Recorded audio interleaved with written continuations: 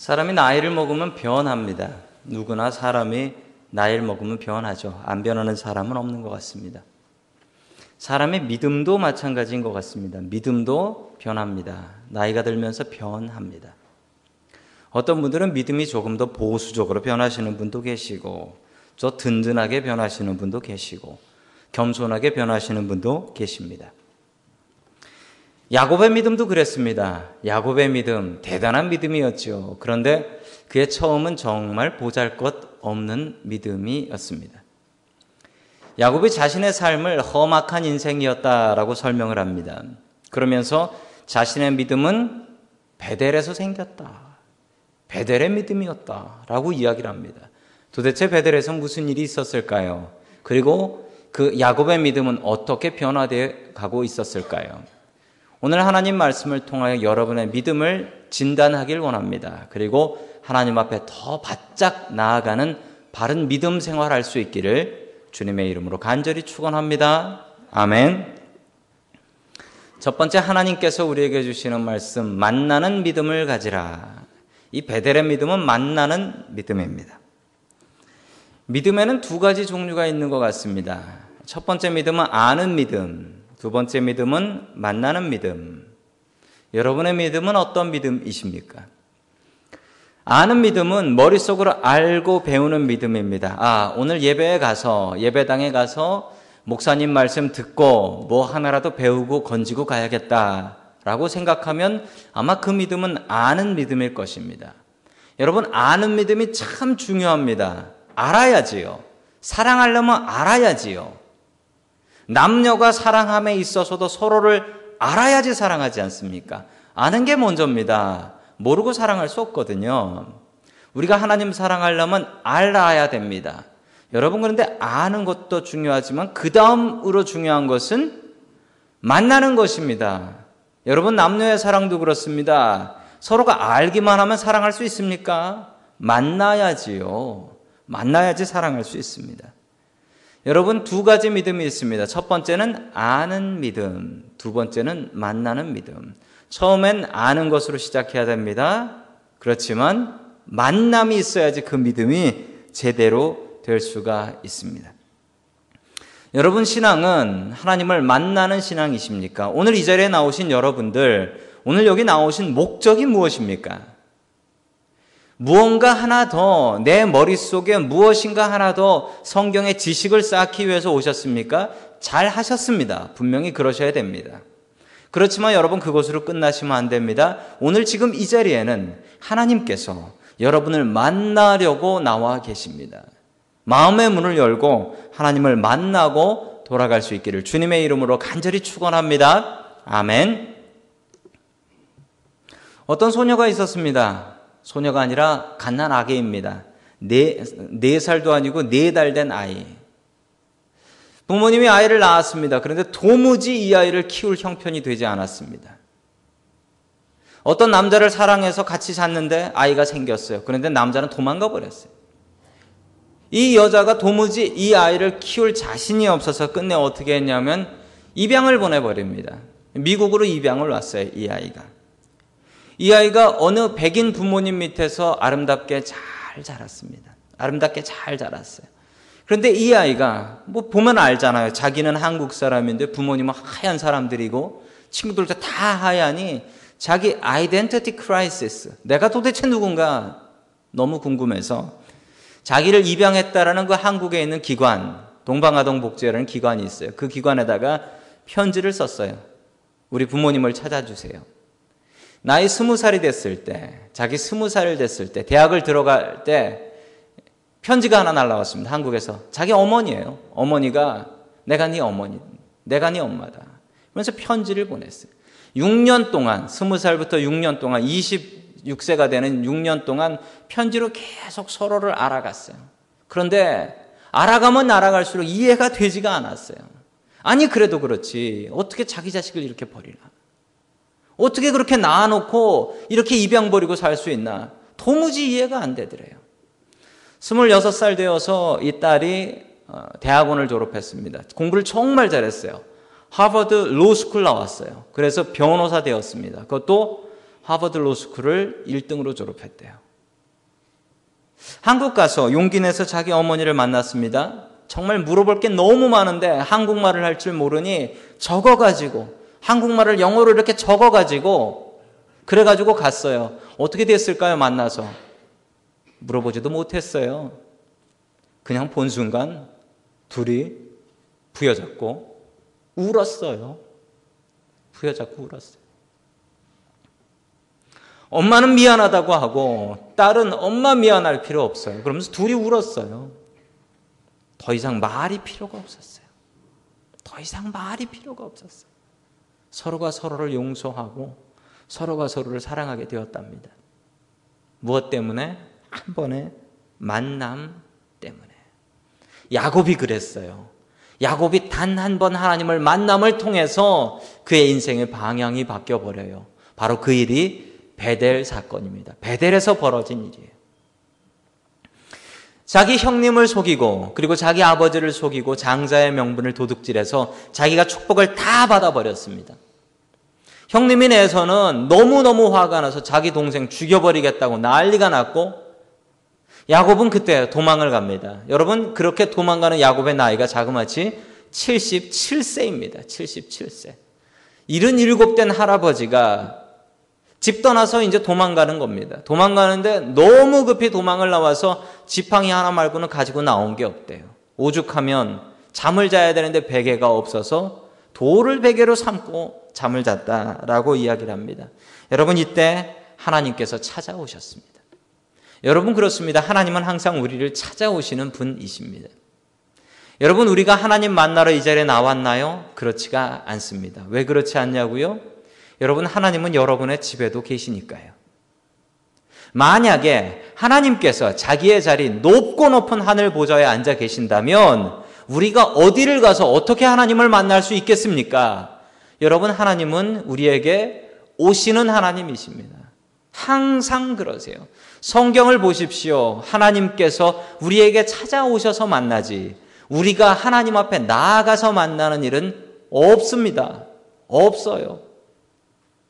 바울에게도 예수님께서 찾아가 주셨습니다. 그래서 만날 수 있었습니다. 만나면 변합니다. 야곱이 변했습니다. 그렇게 많이 변하지 않았지만 그의 삶의 방향은 벌써 변하기 시작했습니다.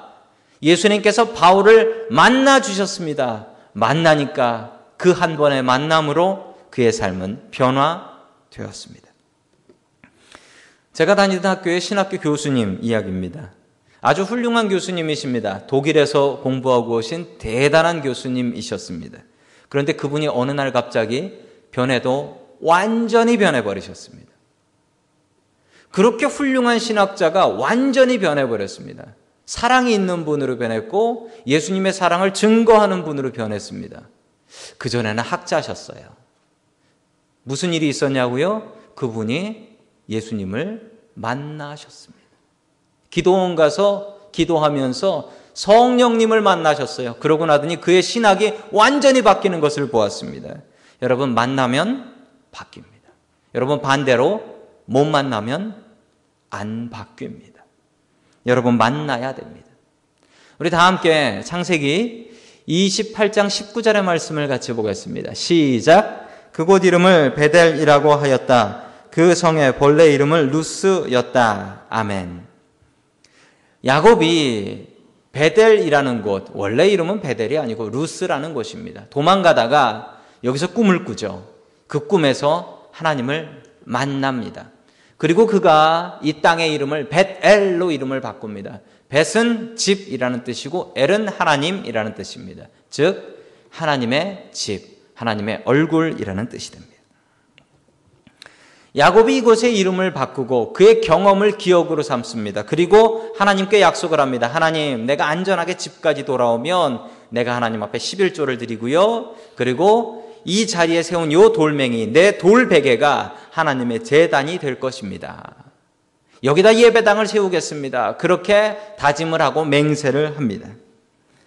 여러분, 야곱이 변했습니다. 변한 이유는 만났기 때문에 변했습니다. 처음에 말씀드린 것처럼 믿음에는 두 가지가 있다고 말씀드렸습니다. 아는 믿음과 만나는 믿음. 여러분은 어떤 믿음이십니까? 여러분, 예수님 만나는 것, 하나님 만나는 거 어떻게 하면 될까요?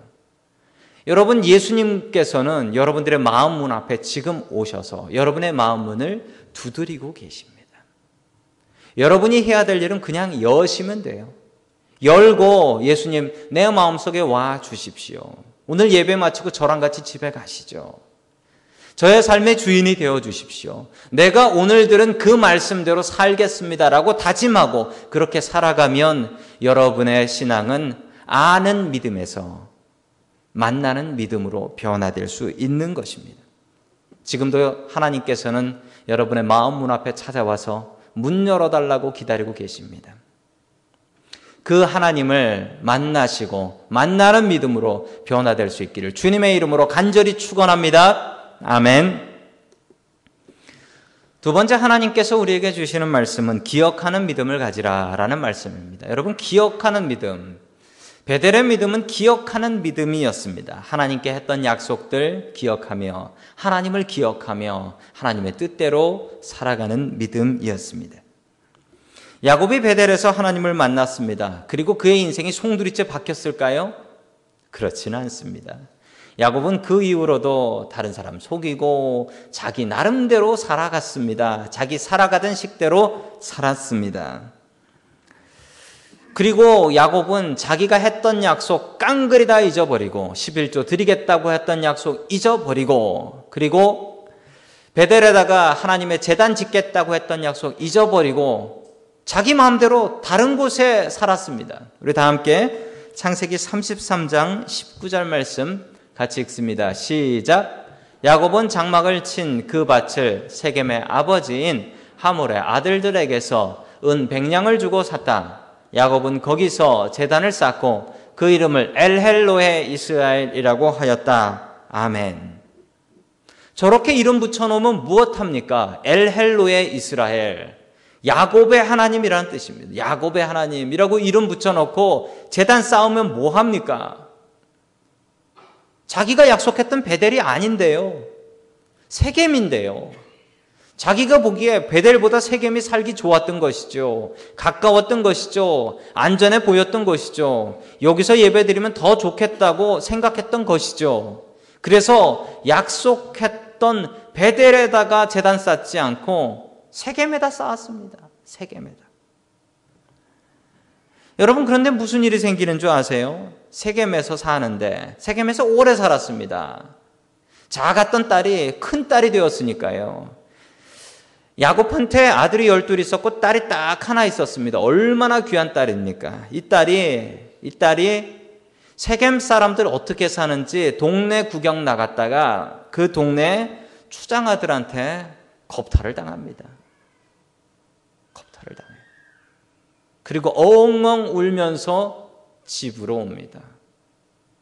마침 자기 오빠들이 없었어요. 자기 아버지만 있었어요.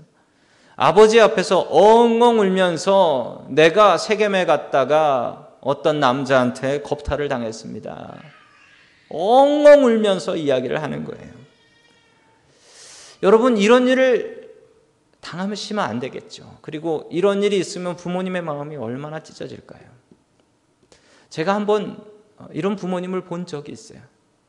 기가 막히게도 교회 안에서 그런 일이 있었어요. 그것도 초등학생 여자아이가. 부모님이 그 이야기를 저한테 하는데 너무너무 마음이 아프더라고요. 말이 안 나와요. 말이 안 나와. 자, 야곱이 어떻게 했을까요? 우리 다 함께 창세기 34장 5절 말씀 같이 봅니다. 시작. 야곱이 자기의 딸 디나의 몸을 세겜이 더럽혔다는 말을 들을 때에 그의 아들들은 가축대와 함께 들에 있었다. 야곱의 아들들이 돌아올 때까지 이 일을 입 밖에 내지 않았다. 아멘. 이 일을 입 밖에 내지 않은 이유가 뭘까요? 가서 좀 따지기라도 하고 그 나쁜 놈 얼굴이라도 좀 봐야 하는 거 아닙니까? 여러분, 야곱의 나이가 100살이 넘었어요. 자기 힘으로는 도무지 아무것도 할 수 없었습니다. 가슴이 찢어지지만 그 찢어지는 가슴 붙잡고 있을 수밖에, 슬픔 당한 자기의 딸을 토닥토닥 안아줄 수밖에 없는 그 부모의 심정을 이해하시겠습니까? 더 큰 좌절이 있었습니다. 두 아들이 시므온과 레위가 이 일을 알고 나서 세겜 남자들을 다 죽여버립니다. 그것도 하나님의 이름으로 속여서 할례를 받아라. 하나님의 백성이 되면 사위 삼아주마. 라고 거짓말을 친 뒤에 할례 받은 그 세겜 남자들을 다 때려 죽여버렸습니다. 야곱 네 집 나쁜 놈 얘기 듣는 것도 얘기 듣는 거지만 하나님도 나쁜 시인 되어버렸습니다. 겁탈을 당해서 울고 있는 자신의 외동딸, 그리고 피투성이가 돼서 살인자가 되어온 자신의 두 아들, 이제 더 이상 이 땅에서 살 수가 없습니다. 야곱은 어떻게 해야 됩니까? 이런 상황에 하나님께서 찾아오십니다. 우리 창세기 35장 1절의 말씀 같이 봅니다. 시작. 하나님이 야곱에게 말씀하셨다. 어서 베델로 올라가 거기에서 살아라. 내가 너의 형 에서 앞에서 피해 도망칠 때에 너에게 나타난 그 하나님께 제단을 쌓아서 바쳐라. 아멘. 하나님께서 베델로 가라고 말씀하십니다. 내가 약속했던 그 땅으로 가라. 여러분, 이 얘기는 하나님께서 고집하시는 게 아닙니다. 하나님께서 얘기하신 그곳에 가라라는 것은 네가 약속한 그곳 가라, 내 약속 찾아 먹겠다, 이게 아니었습니다. 그곳이 가장 행복한 곳이다. 내가 살 수 있는 가장 준비된 곳이다. 내가 너를 위해서 이 땅을 준비했는데 왜 세겜에서 살아가고 있느냐. 여러분, 자식이 잘못하면 부모가 어떻게 합니까? 매를 듭니다. 부모가 매를 들죠. 미국에서는 좀 다르지만 어쨌든 매가 아니면 다른 거라도 들어서 자식한테 내가 그게 잘못된 길이다, 너 그 길 가면 큰일 난다 라고 경고합니다. 여러분, 그게 부모의 당연한 도리겠지요? 그게 부모의 당연한 도리입니다. 여러분, 하나님께서도 마찬가지이십니다. 우리가 잘못된 길을 걸어가면 하나님께서 매를 드십니다. 여러분, 이런 얘기 들어보셨어요? 하나님에게 매 맞았다. 여러분, 저도 맞아본 적 있습니다. 크게 맞아본 적은 없지만 저도 분명히 맞아본 적이 있습니다. 여러분, 하나님께서 우리가 세겜에 집 짓고 살면 매를 드십니다. 그러면 베델로 가야 합니다. 베델로 가야 합니다. 여러분, 영어 성경을 보면 더 잘 나와 있습니다. 두 가지 명령어가 나옵니다. Go up to Bethel. Go up to Bethel. 베델로 올라가라. 그리고 또 뭐가 나오죠? And build an altar there. 거기에다가 제단을 쌓아라. 두 가지입니다. 베델로 올라가라. 그리고 거기에 제단을 쌓아라. 하나님께서 원하시는 땅에서 살아라. 그리고 예배를 회복하라는 것입니다. 제단을 쌓으라는 것은 예배를 회복하라라는 그 말씀을 하나님께서 야곱에게 하고 계신 것입니다. 이용규 선교사님의 이야기입니다. 이분이 대단한 선교사님이세요. 공부를 대단히 잘하셨어요. 서울대학교 나오셨고 하버드 대학교에서 역사학으로 박사학위까지 받으신 분인데, 이분이 다 내려놓고 몽골리아 선교사로, 몽고의 선교사로 들어가셨습니다. 이분의 책 내려놓음에 나온 이야기입니다. 이분의 간증입니다. 몽골리안들, 몽고 사람들하고 같이 예배를 드리고 있었습니다. 그런데 예배 도중에 어떤 소녀 하나가 땀이 범벅이 돼가지고 땀이 비 오듯 하고 흙먼지가 가득한 소녀 하나가 예배 도중에 뛰어서 들어왔습니다. 예배를 드렸습니다.